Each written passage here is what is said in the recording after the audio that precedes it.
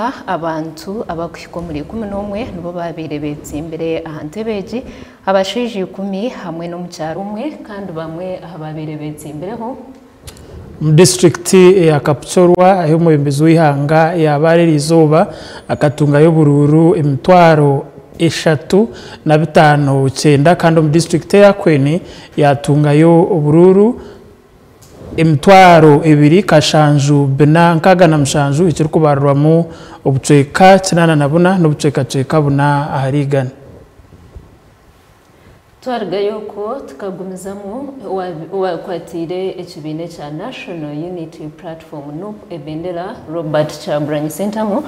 district ya Kapchorwa akatunga ubururu kashanju 582 ecukora ubuceka 19 no buceka 11 kandi mu district ya Kwen akatunga ubururu 15 ecukora ubuceka 12 no buceka 25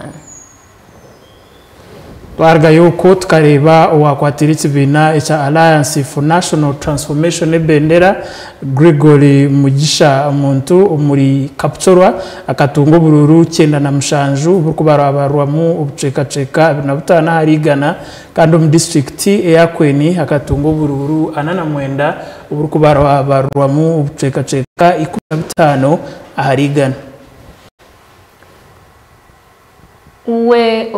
izoba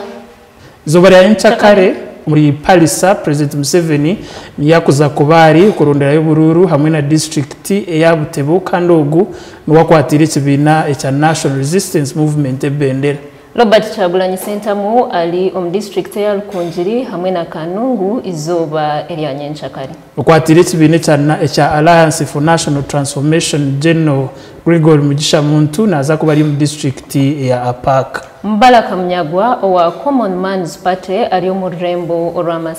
Masaka district hamwe na district ya Kalungu kandi ukwatira ikibina cha Forum for Democratic Change bendera Nathan Nandala Mafabi naza kuba ari mu district ya Kiboko hamwe na Yumbi Frank Abulila naza kusiba mchange cha Kigezi district ya Ruchiga